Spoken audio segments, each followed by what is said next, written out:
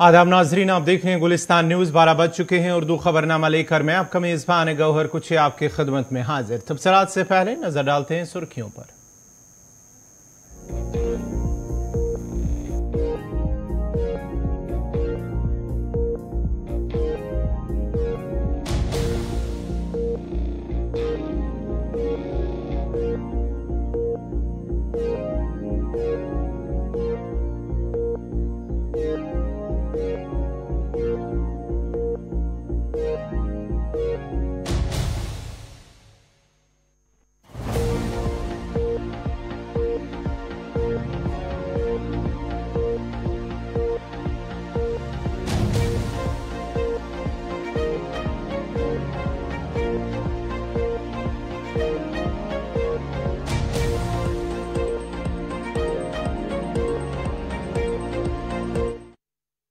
और अब पेश है खबरों की तफसील। सबसे पहले सुप्रीम कोर्ट की बात करते हैं, जहां पर दफा 370 मामले पर अदालत उज़्मा में समाअत आज भी जारी है। सुप्रीम कोर्ट में जम्मू कश्मीर से मुतल्लिक दफा 370 की मनसूखी को चैलेंज करने वाली अर्जियों पर यौमिया बुनियाद पर समाअत जारी है और आज 12वें रोज समाअत जारी है। Chief justice D.Y.. चंद्रचूड़ की सरबराही में 5 जजों की आईनी बेंच इस मामले की समाअत कर रही है। बेंच में justice Sanjay Kishan Kaul, justice Sanjiv Khanna, justice B R. Gavai और जस्टिस सूर्यकांत भी शामिल है। इससे कबल 2 अगस्त को जम्मू कश्मीर में आर्टिकल 370 की मनसूखी को लेकर समाअत शुरू हुई थी।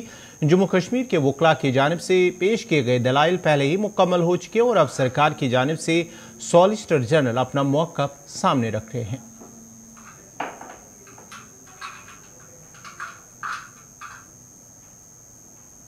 Cover only 3 points now, Manoj.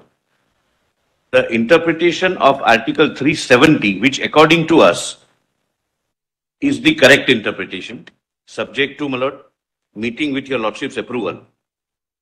Second, State Reorganization Act. Lord, your Lordships would recall the submission made by some of the learned counsels, Malord, on the other side was that there was an assurance given to the princely states. There was an assurance given to the princely states as a result of which, and according to the petitioner, in lieu of which, they chose to join the Union of India. And therefore, Article 370 is the result of that promise which the Dominion of India then and subsequently Union of India made. And therefore, 370 is to be treated as permanent. I'll deal with that contention first because then, my lord, 370, it would be easier for me, my lord, to persuade your lordships the view which, according to the government, is the correct view of interpretation.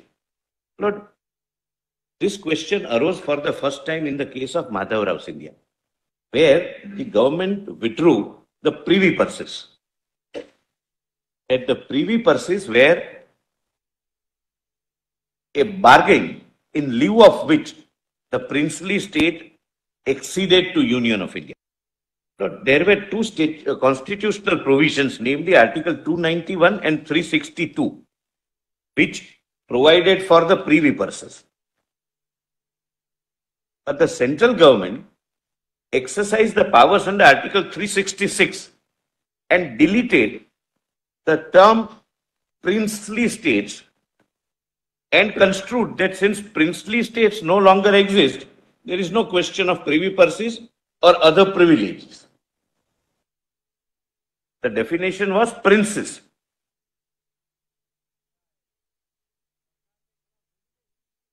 The lordships are not required to go into that question right now. Lord, this honorable court allowed that petition that so long as these 2 provisions remain on the constitution, you cannot take away the privy purses by merely changing Article 366, which is the definition clause.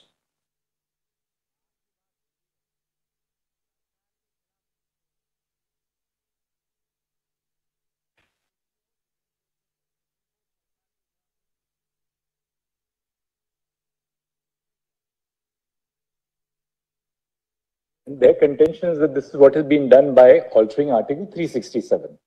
Yes. In our case, they are trying to bring our case on parity with the Privy versus They are case also, 1. yes, but their main plank of the contention is that this was 370 was in lieu of our exceeding, and therefore you could not have done it.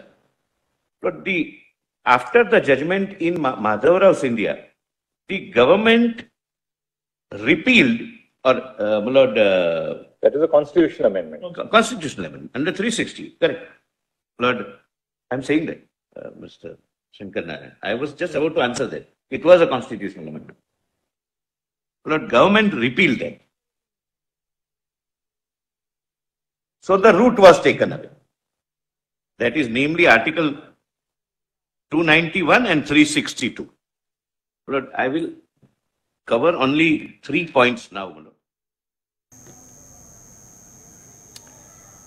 अदालती उज़्मा में आज की कार्रवाई शुरू होने से कबल senior वकील एडवोकेट मुजफ्फर इकबाल ने गुलिस्तान न्यूज नुमाइंदा ताबिश कमाल से बात करते हुए कहा कि हुकूमत की जानिब से सुप्रीम कोर्ट में कुछ गलत दलाइल पेश किए जा रहे हैं। उन्होंने कहा कि गुज़िश्ता रोज कुछ दलाइल ऐसे पेश किए गए जो पहले ही जम्मू कश्मीर के आइन और कानून में थे, लेकिन इसे हुकूमत की जानिब से ऐसे पेश किया गया जैसे वो कभी थे ही नहीं।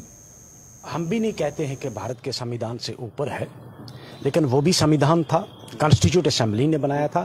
खैर ये अब सुप्रीम कोर्ट ने, जजेस ने एक व्यू लेना है।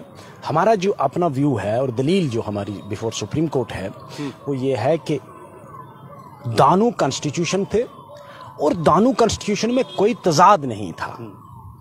और ये जो कल जो गवर्नमेंट की तरफ से पक्ष रखा गया वो बिल्कुल फैक्चुअली इनकरेक्ट है कि जी जो 76 में एक अमेंडमेंट हुई जिसमें democratic socialist democratic Republic word इस्तेमाल हुआ, हमारे आइन में वो पहले ही था। जो चीज़ यहाँ 76 में हुई हमारे आइन में 57 में 1957 में जब आइन अमल में आया तो उसके लिए स्पेशल प्रोविजन था कि यहाँ की सरकार एक सेकुलर सरकार होगी जिसका कोई मजहब नहीं होगा। और explicitly there was one provision. Socialist democratic के लिए अलग एक प्रोविजन था जो कि आपको कॉन्स्टिट्यूशन ऑफ इंडिया में नहीं मिलेगा। वहाँ स्पेशल प्रोविजन था, इसलिए वो अमेंडमेंट एक्सटेंड नहीं हुई थी। दूसरा जो मतलब मिसलीड करने की कोशिश की जा रही है कि बेनिफिशियल प्रोविजंस जो है वो एक्सटेंड नहीं हुए थे, वो गलत है। 1954 में almost entire constitution of India was extended except के जहां हमारे पास पहले ही, जिस तरह राइट टू एजुकेशन, हमारे आइन में पहले से ही right to education up to university level है। कॉन्स्टिट्यूशन ऑफ इंडिया में अभी भी अप टू 8th स्टैंडर्ड है। तो राइट टू एजुकेशन जो फंडामेंटल राइट बाद में यहां बना, हमारे वहां वो पहले कॉन्स्टिट्यूशनल राइट था। तो ये कहना कि नहीं जी बेनिफिशियल प्रोविजंस एक्सटेंड नहीं हुए थे, वो गलत था। अच्छा, सवाल तो ये उठता है सर कि जिस तरह से कोर्ट में अब दलीलें रखी जा रही हैं, आपको लगता है कि सरकार जो दलील, आपने एक दलील को तो उनकी इनकरेक्ट कर दिया, बाकी जो दलीलें रखी जा रही हैं क्या उसके लिए आप लोगों ने तैयारी कर ली है? बिल्कुल, हम जब रिबट्टल देंगे हम ये चीजें सारी ऑनरेबल कोर्ट को दिखाएंगे कि ये जितना भी आप देखो, क्योंकि वो एस्टेब्लिशमेंट है। आपने शायद किसी चैनल वाले ने ये नहीं दिखाया कि पिछले पूरे हफ्ते में जम्मू में जबरदस्त प्रोटेस्ट चल रहा है। लोग नाराज हैं जम्मू के, जो लोग कल तक इनके साथ थे। अब वो भी अगर आप सोशल मीडिया पे देखोगे, लोग कहते हैं कि मैं दिखा रहा हूँ सुरोल टोल प्लाजा की आप बात कर रहे हैं, मैं शुरू से दिखा रहा हूँ और मैं उस पर आवाज भी उठा रहा हूँ जम्मू के लोगों ने ना। उसके बाद जो सोशल मीडिया पे यूथ के जो आप देखोगे, उन्होंने सबने कहा कि सबसे पहला जो जुल्म हमारे साथ हुआ कि हमारी मर्जी के बगैर 370 को और हमारी रियासत को खत्म किया गया। अब कोई भी जस्टिफिकेशन दे दो, ये कहाँ की जस्टिफिकेशन है? मैं तो कल जब आर्गुमेंट सुन रहा था गवर्नमेंट के, तो मुझे बड़ा अजीब लगा कि एट पार विद स्टेट हमने किया है जी। अरे एट पार था तो फिर करने की जरूरत क्या थी? यूनियन टेरिटरी और स्टेट कहाँ एट पार हो सकती है? कहाँ यूनियन टेरिटरी जो कि directly under the control of home minister है, हमने उसको लेजिस्लेचर दिया। लेजिस्लेचर तो आपने मैक्सिमम यूनियन टेरिटरीज में है except Ladakh and one more Pondicherry. और आप तो दिल्ली से हुकूमत करते हो थ्रू लेफ्टिनेंट गवर्नर। और इतनी बड़ी और बॉर्डर स्टेट को आप लोगों को नाराज करके आप कामयाब नहीं हो। सेफ्टी की बात कर रहे हैं कि बॉर्डर स्टेट है, सेफ होना चाहिए। कितने साल हो गए आजादी को, आज तक सेफ है। और ये क्वेश्चन डज नॉट अराइज। अब ये इंटरप्रिटेशन का मामला है, सुप्रीम कोर्ट क्या इंटरप्रेट करती है। हर state within the domain sovereign है। अब उसको थोड़ी सी आपने एक्स्ट्रा सॉवरेनिटी दी थी। मतलब आपने कहने का ये कि आप जो सरकार तर्क दे रही है, उसके हर सवाल, उसके हर जवाब की आप लोगों ने तैयारी कर ली है? हाँ, हमने तैयारी की है और वो बेसिकली फैक्चुअली इनकरेक्ट है। एक चीज और कल कही गई कि जम्मू कश्मीर के लोगों को गुमराह किया जा रहा है इस मुद्दे को लेकर के। मतलब गुमराह का मैं यहाँ पर इस तरह से देखता हूँ, सुप्रीम कोर्ट में भले ही कुछ कहा गया हो, लेकिन मैं इसे इस तरीके से देख रहा हूँ, गुमराह का सही ऐसे कि आप लोग ये कहने की कोशिश कर रहे हैं कि 370 35 वापस आ जाएगा, 35 है। वो तो हमें उम्मीद है सुप्रीम कोर्ट से कि वापस आएगा। इसमें गुमराही वाली क्या बात है? जब सुप्रीम कोर्ट कॉन्स्टिट्यूशनल बेंच उसको सुन रहा है तो इसमें गुमराही वाली तो कोई बात रही नहीं।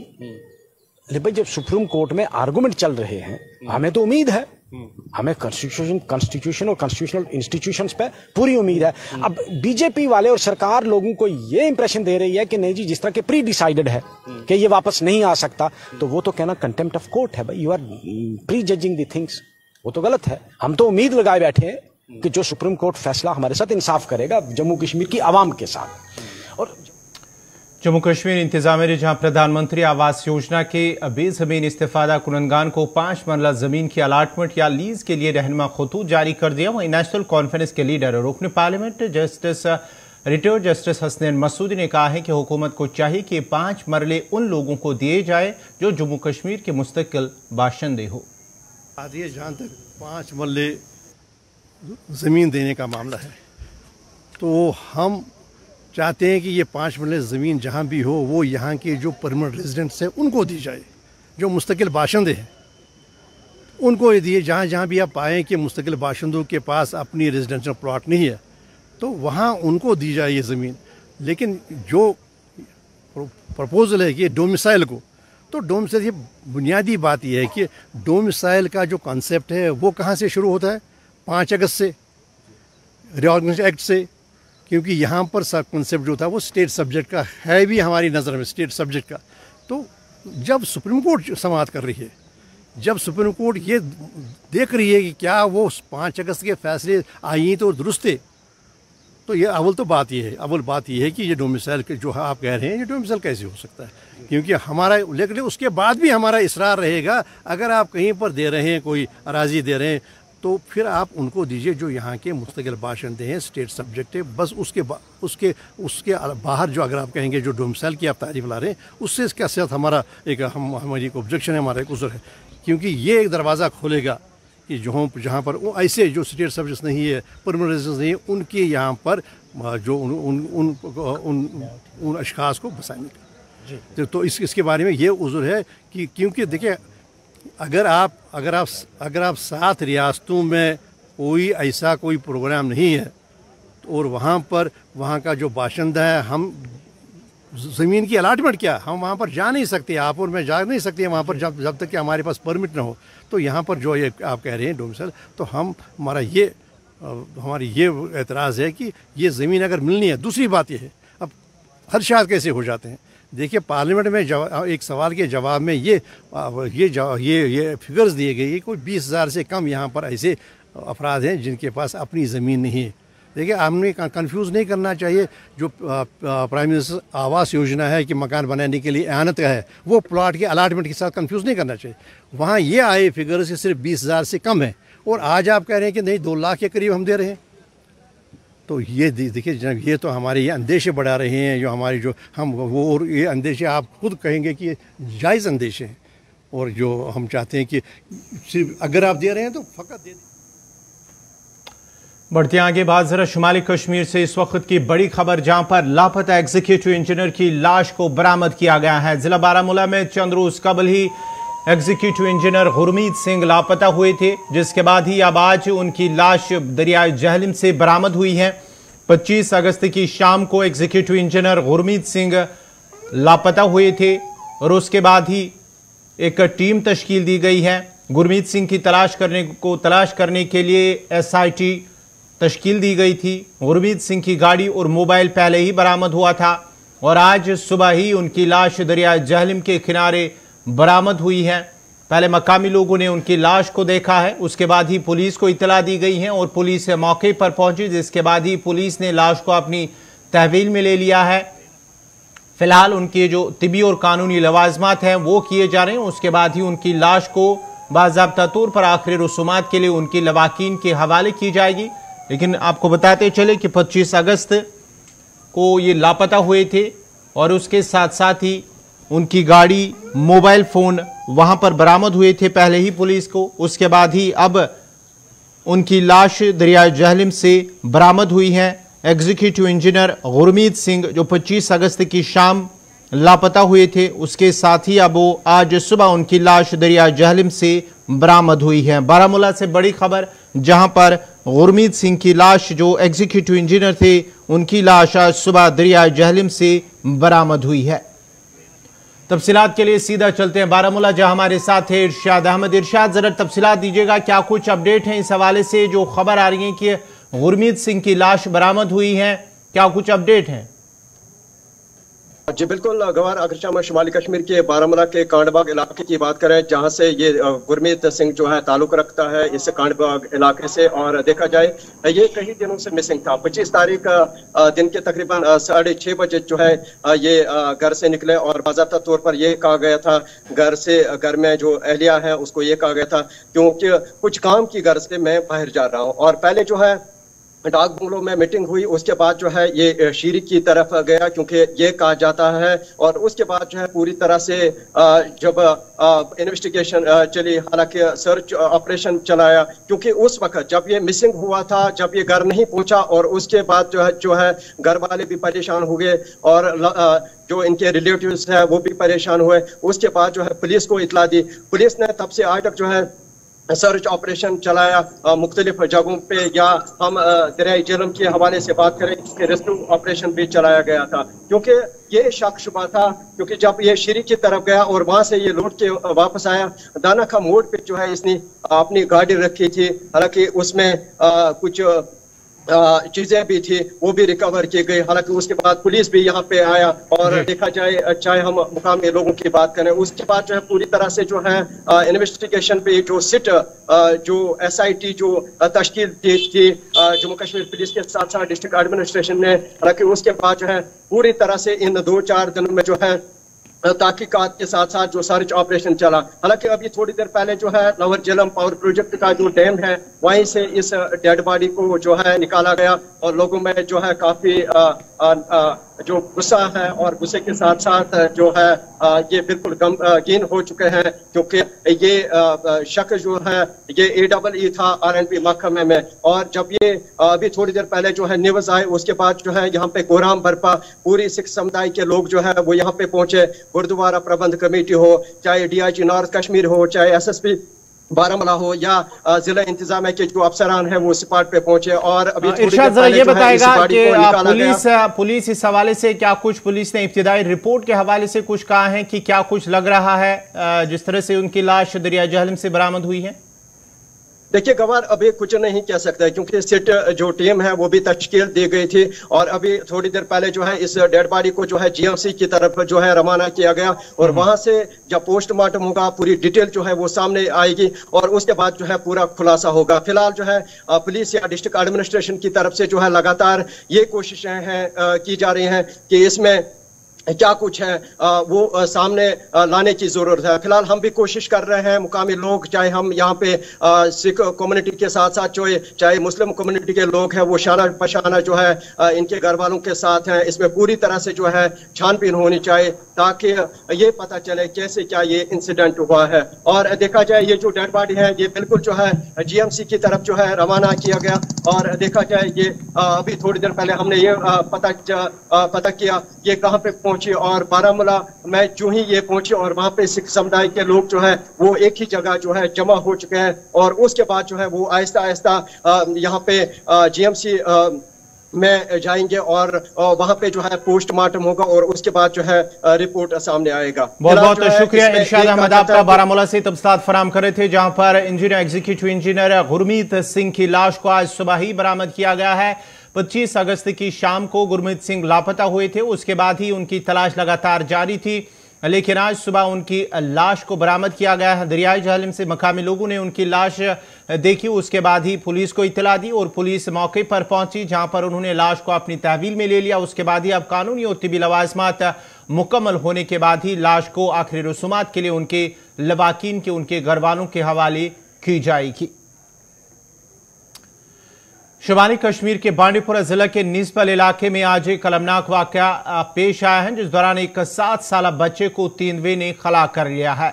मकामी लोगों का कहना है कि गुज़िश्ता रात एक लड़का लापता हो गया था, जिसके बाद ही पुलिस, फौज, सीआरपीएफ और मकामी लोगों ने इसका सुराग लगाने, इसका पता लगाने के लिए बड़े पैमाने पर तलाशी मुहिम शुरू की थी। जिसके बाद एक खेत के करीब लड़के के खून के धब्बे और कपड़े मिले थे, जिससे इतने शबा हुआ था कि ये एक तेंदुए ने, जो इस इलाके में अक्सर देखा जाता था, ने लड़की पर हमला किया था।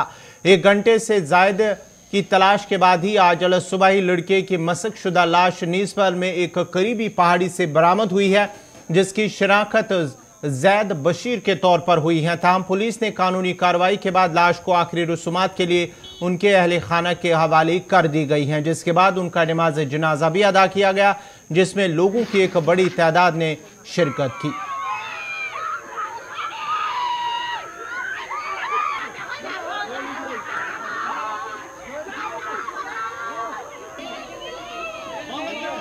भी है, मैं इस गांव का सरपंच हूँ।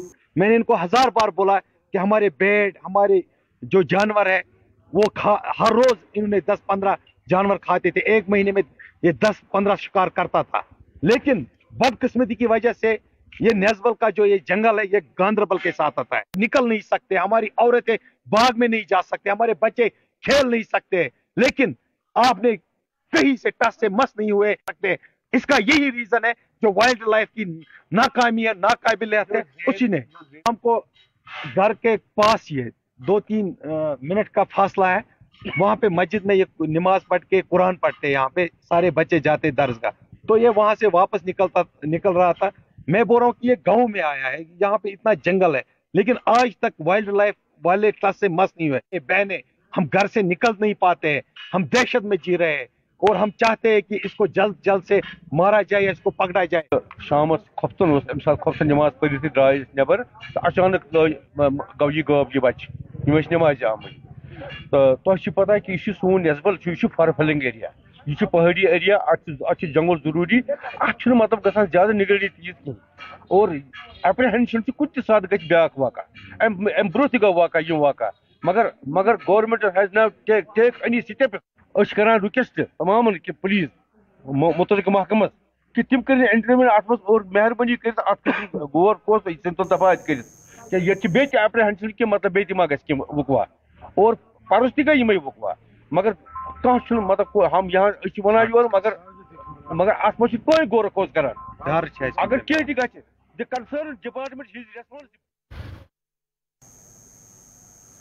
वस्ती कश्मीर के बडगाम में स्लैब गिरने से एक शख्स की मौत, जबकि दूसरा जख्मी हो गया है। जिला बडगाम के खाग इलाके में एक सरकारी स्कूल में एक वाकया पेश आया, जिस दौरान कंक्रीट स्लैब काम कर रहे मजदूरों के ऊपर गिरने से जख्मी हो गए। यानी शाहिदीन का कहना है कि मजदूर स्कूल के बाथरूम को तोड़ने में मसरूफ थे कि स्लैब गिरकर दोनों अफराद के ऊपर गिर गई हैं। उन्होंने कहा कि लोहरान खाग का रिहायशी मुश्ताक अहमद ठोकर मौके पर ही जामबाग हो गए, जबकि एक और मजदूर की शनाख्त जावेद अहमद शाह के नाम से हुई है, जिसे इलाज के लिए अस्पताल मुंतकिल कर दिया गया है।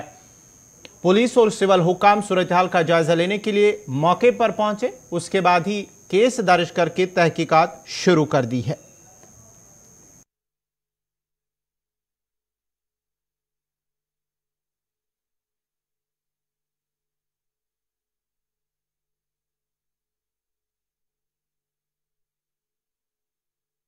चलिए बड़ी खबर इस वक्त शुमाली कश्मीर के कुपवारा से, जहां पर एक शख्स को नामालूम बंदूकबरदारों की जानिब से उसे निशाना बनाया गया, जिसके नतीजे में उनकी मौत वाक़ा हुई है। ये करना का इलाका है, जहां पर नामालूम बंदूकबरदारों ने गोली चलाई है। दौरान शब मुख्तार अहमद नामी एक नौजवान पर गोली चलाई गई है, जिसके नतीजे में उनकी मौत वाक़या हुई है। गोली लगने से जो नौजवान जामबाग हुआ है, ये करना का इलाका है, कुपवारा करना का इलाका है, जहां पर मुख्तार अहमद शाह नामी एक नौजवान पर गोली चलाई गई है। नामालूम बंदूकबरदारों की जानिब से उन पर हमला किया गया है, जिसके नतीजे में उनकी मौत वाक़ा हुई है। ये जिला कुपवारा का करना इलाका है, जहां पर मुख्तार अहमद शाह नामी नौजवान जो पंचतरन करना का रहने वाला है, उन पर गोली चलाई गई है, लेकिन उन पर गोली जो है वो पिंगला खरीदल पर चलाई गई है, जहां पर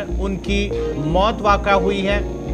उसके साथ ही अब उनकी लाश को एसडीएच टंगडार ले जाया गया, जहां उनकी जो तिबे लवाजमात है वो मुकम्मल किए जाएंगे। उसके साथ साथ ही उसके बाद ही उन्हें लवाकीन के हवाले किया जाएगा। ताहम पुलिस की जानिब से इस सिलसिले में केस दर्ज करके तहकीकात शुरू कर दी गई है। करना कुपवारा से बड़ी खबर, जहां पर एक नौजवान पर गोली चलाई गई है, जिसके नतीजे में उनकी मौत वाक़ा हुई है। मुख्तार अहमद शाह नामी नौजवान पर गोली चलाई गई है गुज़िश्ता रात, जिसके नतीजे में उनकी जो है मौत हुई है। मुख्तार अहमद शाह नामी नौजवान और गोली लगने से नौजवान जान बाग हुआ है। इस सिलसिले में पुलिस ने केस दर्ज करके तहकीकात शुरू कर दी है। करना का इलाका है कुपवारा का, जहां पर नामालूम बंदूक बरदारों की फायरिंग से एक नौजवान मुख्तार अहमद शाह जान बाग हुआ है। ताहम पुलिस का बयान भी सामने आया है। मुख्तार अहमद एक मंशियात फरोश था। ये पुलिस की जानिब से एक बयान सामने आया है, जहां पर उनका मानना है कि मुख्तार अहमद शाह एक मंशियात फरोश था।